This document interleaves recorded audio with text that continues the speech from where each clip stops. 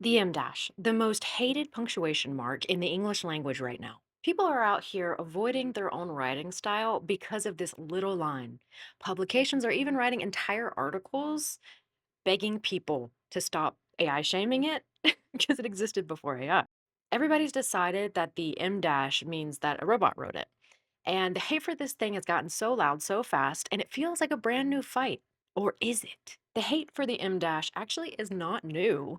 It's not even close to new. The M dash has been formally, publicly, on the record, accused of the exact same crime: being lazy, being self indulgent, being the punctuation equivalent of trailing off instead of finishing your thought in three different centuries. No, it's not. I've had a rough couple of years. 3 centuries. And everybody is currently mad about it, and they act like this just started.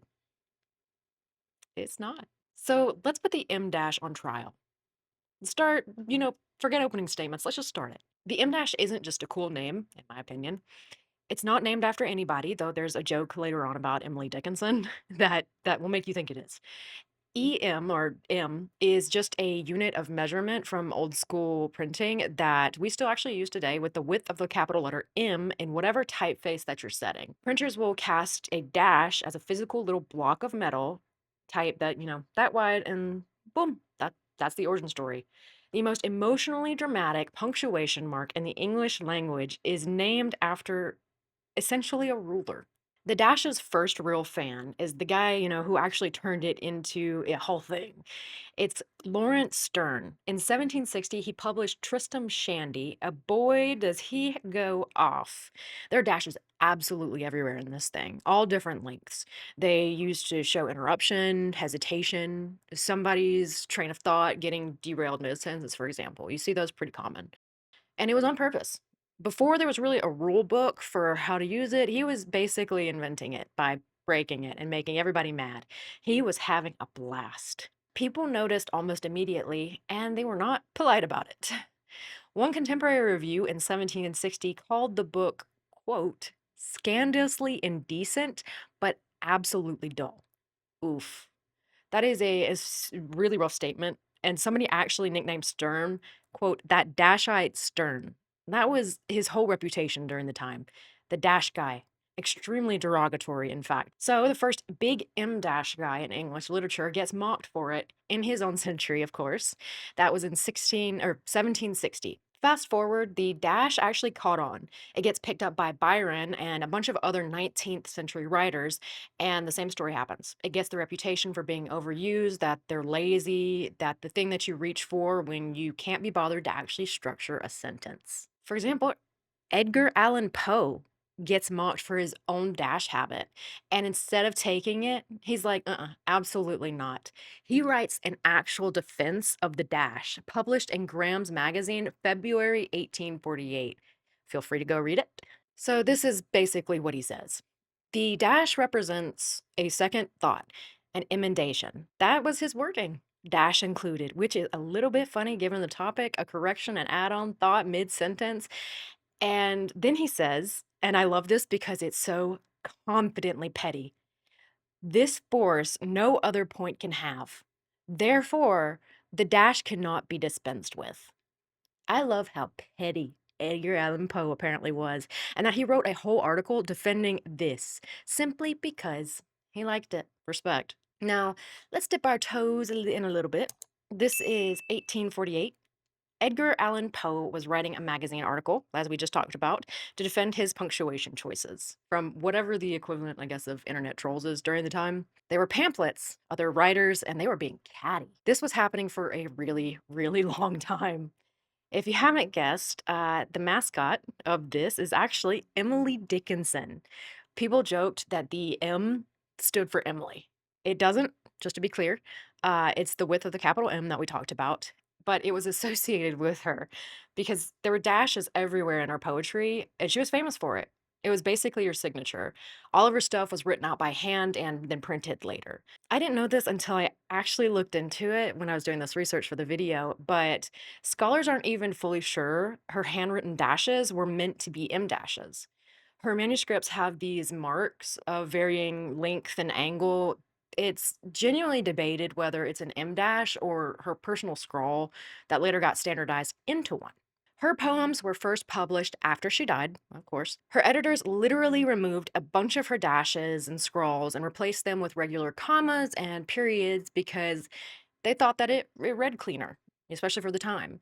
It took later editors, decades later, going back and restoring the original punctuation for her to become the M dash lady that we know and love today, or that you just found out today. So even Emily Dickinson's stashes got canceled once, by her own editors, no less. Then on later, canceled. Now we're in 2024. This is round three that I know of, at least, through research and documentation. So people start noticing that AI chatbots, ChatGPT, for example, use M dashes constantly. Isn't just me getting a vibe or you getting a vibe. It was actually documented. Even though, don't get me wrong, I would totally be down to make a whole video off of a vibe. There's a paper called The Last Fingerprint that actually measures this. So ChatGPT 4.1 uses M dashes about 3 times as often as a human writer actually does. There's actually a second study, different domain entirely. This one's looking at medical research papers, over 69,000 of them, on a site called medRxiv. It finds that M dash usage in this paper's discussion sections jumped from about 4% before ChatGPT existed to almost 12 after. And that is a big shift from 4 to 12. I mean, something changed in how a huge chunk of scientific writing gets produced, and it happened right around the time everybody got access to a chatbot. Now, why does it do this? AI companies obviously needed more high quality data for training, and they leaned very hard on digitized books, older books, 19th century stuff, 20th century stuff. It's, not a super clear fact, but some independent language analysis found that M dashes were very popular during English writing around 1860 or so. The AI, it didn't invent its habit out of nowhere. It might have kind of inherited it from our ancestors, from the pettiness to the coolness to just liking how it looks. The dash may have gotten canceled by AI using it as like, a big upfront thing to put almost every other sentence. Even I hated it. I don't know what to call this, generational trauma, but for punctuation. Which brings us to the backlash. There are real writers, people who genuinely like the M dash and have used it their entire lives, now are avoiding it simply because they don't want the hate. They didn't stop liking it. They don't want to get accused of being a chatbot for using their own natural writing style. That's so sad. It's almost like in all these articles that I've read. It got loud enough that OpenAI actually responded to this. On November 14th, 2025, Sam Altman posted that if you put, excuse me, don't use M dashes in your custom instructions, ChatGPT will now actually listen. He calls it a small but happy win. If you just read between the lines there, that admits that it was not reliably doing that in the future, which is fun, fun, fun. Let's talk about the actual twist in all of this because I think the M dash deserves to be acquitted. Now hold on to your britches. The M dash is not actually a reliable way to tell if something is AI written. Again, it's personal flourish. Multiple people who actually study this stuff will tell you straight up, it's too many real human writers that use it too much, like Poe, as a fingerprint, as something that they just really like. It's a tell right now if a sentence length, for example. AI tends to write extremely uniform sentences that I've noticed. I don't know how many of y'all want to go and read through and like count every single letter. I don't. As long as it sounds right and it looks right, I'll live. It's pretty hard to fake your way out of a punctuation mark. The M dash took the fall for something else. It got picked because it was a single character that you can point out on a screen. It is a visual cue. Again, no one's gonna just scroll on through a paragraph and pick out each syllable per sentence for fun. And if you do, please write it in the comments because I am impressed and I genuinely want to know. But everybody can spot a horizontal line or 12 of them in a row. I'm going to say it right here, right now, though. The M dash is innocent. Wrong place, wrong time, many times. Extremely visible, easy to blame. That's my verdict. And I'm not going to pretend that I'm being fair about this because I am not a judge. I just made up this whole trial in my own house. Do not argue with me. The M dash is not guilty of being an AI tale. It is guilty historically across 3 separate centuries of one thing: being too damn good at its job.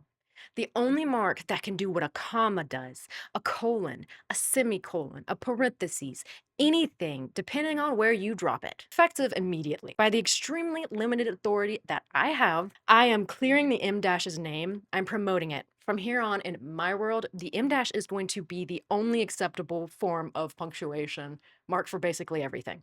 Comma splice that you're not sure about, M dash. Semicolon that you actually don't know how to use correctly, M dash. Colon, that feels a little bit too formal, M dash. Parentheses that feel a little bit too like whispery, M dash. It survived Sterne getting mocked for it.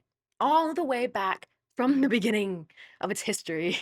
It survived Poe, Edgar Allan Poe, having to write a defense for it. It survived its own editors deleting it off Emily Dickinson's poems. I can probably guarantee you it's gonna survive a chatbot too. So I'm gonna say, long live the little line that could and damn well will. Obviously, I've got sourcing about all of this below, the papers, exact quote, dates, everything linked below, because I'm not gonna sit here and say that I didn't do my research because I enjoy that part.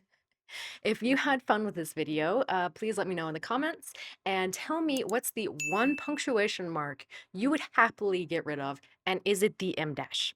I have a few opinions myself. The Oxford comma is not looking good to, good either. I will see you in the next video. Bye.